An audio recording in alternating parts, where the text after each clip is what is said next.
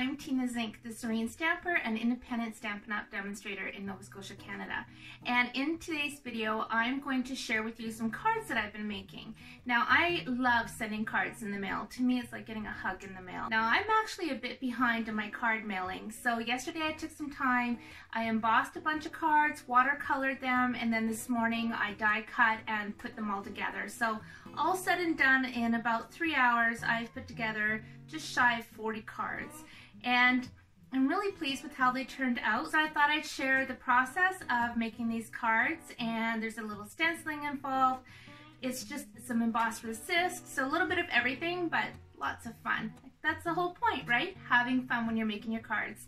So let me show you what I've been doing. Okay, so here are some of the finished cards, and I have congratulations, thank you cards. What else? I've got some happy birthdays. So there's some. Here are a few more that I still need to put the sentiments on. So to make the card, I have a piece of Whisper White cardstock that measures 4 by 5 1/4. Now I'm going to be using my aqua painter. Now watercolor paper would work best, but because I had so many cards to make, I just wanted to use my Whisper White. So the trick is not to saturate the paper with your water. So when I started this, I knew I needed, X number of cards. So what I did is I took a piece of 8.5 by 11 cardstock, Whisper White cardstock. I cut it down at 4 and at 4, and then I cut those pieces at 5 1/4. So I got 4 panels out of each piece of Whisper White. And then I line my Whisper White up on my Stamparatus. I like lining it up over to the left versus in the corner, and I just line it up to this second notch, put my magnet down, and then I position my stamp.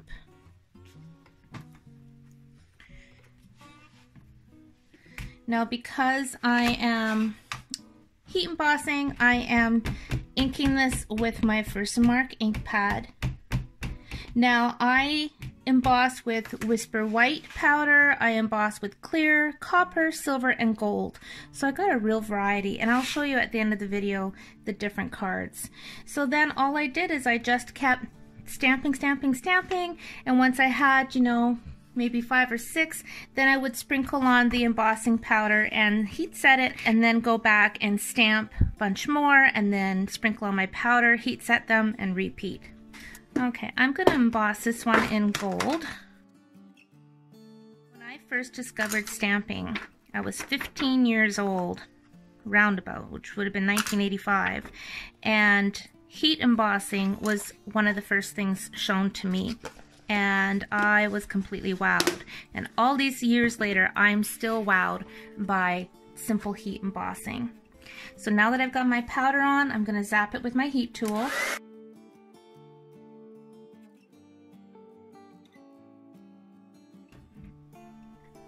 There it is, all beautiful. Now I wanted to use our Pigment Sprinkles, so that's what I did, but I wanted to first create a palette rather than just sprinkling on the cardstock.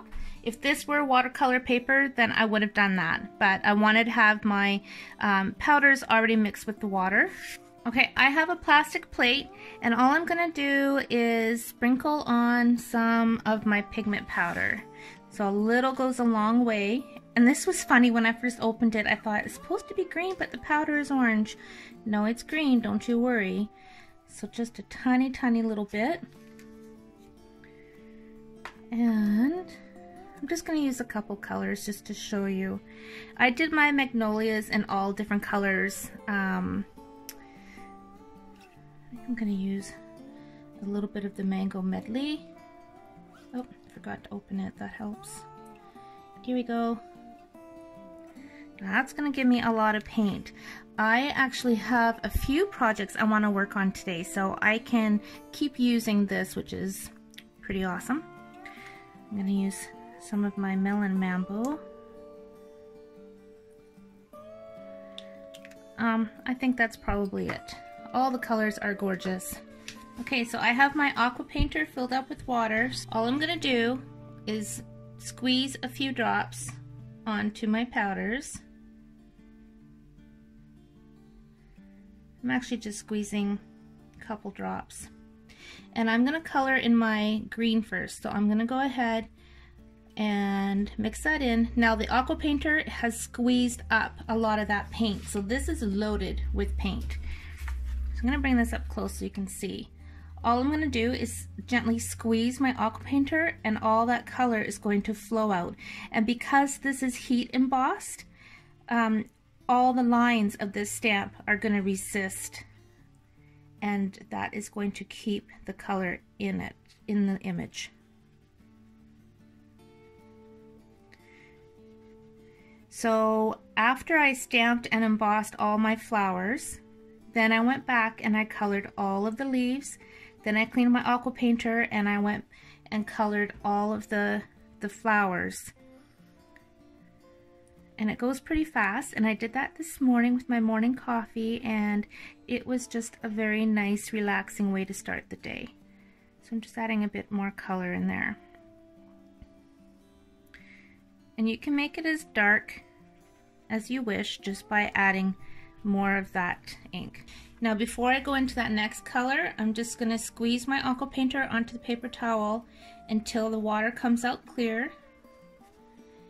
And I'm going to start with this lighter color first, and I'm just blending that mango medley right inside the leaves. And this is a super duper fast way of coloring. I just realized I forgot to add green to this stem. Ordinarily I would probably make that stem brown, but for all my cards I made it green. Oops, and I just went into my green and added it to my yellow. Yeesh! Okay, now I'm going into my Melon Mambo because I kind of want to make this two-tone. And you can see how dark that is, so I'm going to squeeze out some more water. And what will happen is when this dries, that first layer of color comes through very nice underneath the Melon Mambo. And I'm not worrying too much about going outside of the lines because I'm going to cut this with the coordinating die. And because that's a little bit darker than what I wanted, I'm just going to add some more of the darker color, and it's going to lighten up considerably when it dries. I really played around with these powders. They're really fun. I really like them. Okay, now I'm going to clean this because I want to go back into the mango medley and just add some more on the edge of these petals.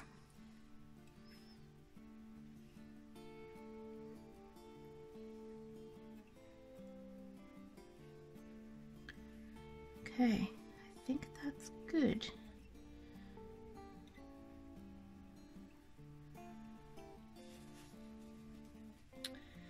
Okay, I need to add some green to that stem. And since I got the green out, I might add another layer of color on top of those leaves just to brighten them up a little bit. They look pretty the way they are, but just since I've got that green out. Okay, we'll do the stem.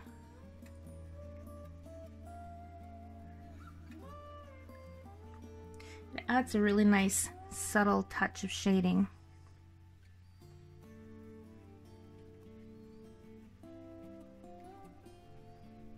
There we go. Very pretty. Okay, so I have the coordinating die. I'm just going to put this on and run it through my Big Shot.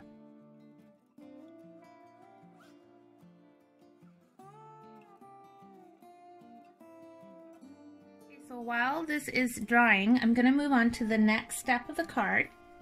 I cut out more pieces of Whisper White the same size, and then I took one of my masks, and this is the diamond pattern, and I just set it on top. I didn't even tape it down or anything. And I'm taking Coastal Cabana and Stampin' Sponge and just dabbed a little bit, and then starting in the center I just went into circular motions just in the center, moving a little bit up and down and on the sides, but just a little bit. See, I didn't want to cover the whole piece. This will do a lot of cards. I didn't have to re-dip this in the ink very much at all. Now when I was putting my cards together, I had lots of extra card bases, so I just didn't pay too much attention to the color of the card base because they all looked great, and I'll show you in the end. Okay, I've grabbed a piece of Mango Medley. I will use coordinating cardstock for this particular card, and then I'm just going to put some snail adhesive behind this.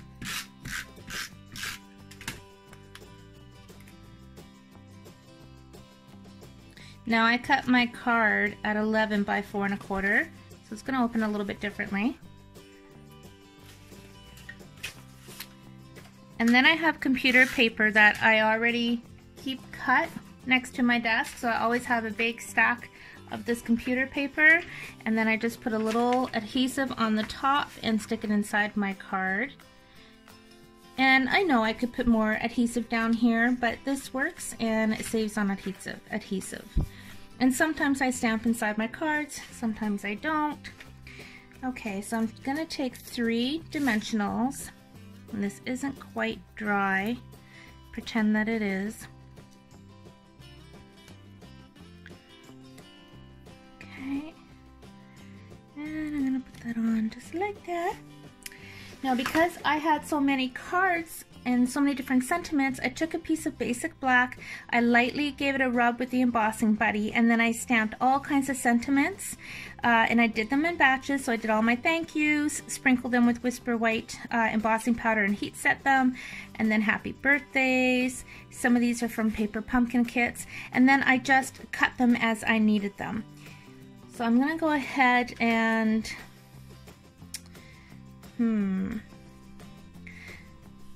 I'm going to use Thanks to You. Now this one is from a Good Man stamp set.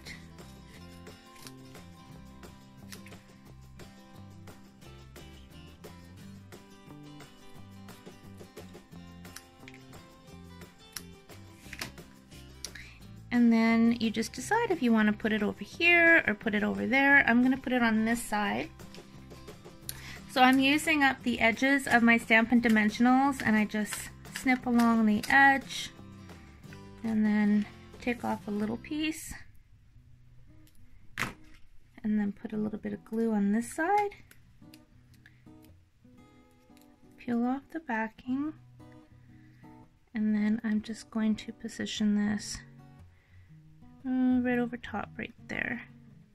So there's a dimension on that side because of course the flower is raised up, so then that will raise up that end, and then this part is flush with the flower. And then to finish, I'm just taking a little rhinestone and putting it right on the center. And there is my finished card. So I'll show you again the ones that I made earlier. So these ones I have to finish. So of course if I had purple cardstock, I would stick my purple flowers on them, but I just grabbed whatever card bases I had. So this is Mossy Meadow, and I have all different color flowers. I find that they look beautiful no matter what. So let me go look at that one. That's the other thing I should show you. That is with the copper embossing powder. Look at that in the light. It's absolutely stunning. That's copper as well. This one was white embossing powder. It's another white one. This one, copper as well. My white. Now this one, this is clear actually. So because I embossed on the white cardstock, it kept it white underneath it. So the white really stands out more, but the clear works really well. Again, a clear one. Let me show you, this is the difference. So that's with the white powder and that's with the clear powder. And also, the darker that you go on top of these, the more those lines will pop out. And then my gold, and here's a silver one. So they all look really, really pretty. So this was a great way to make a whole bunch of cards that I needed, use up card bases. I'm gonna finish making all of my cards. I've got a few more to go. Here's the one we did today with the gold. So I hope you enjoyed today's tutorial. It was a quick one, but sometimes we need quick cards, don't we? And I really enjoyed making these, and I can't wait to get them out in the mail to the people that I care about.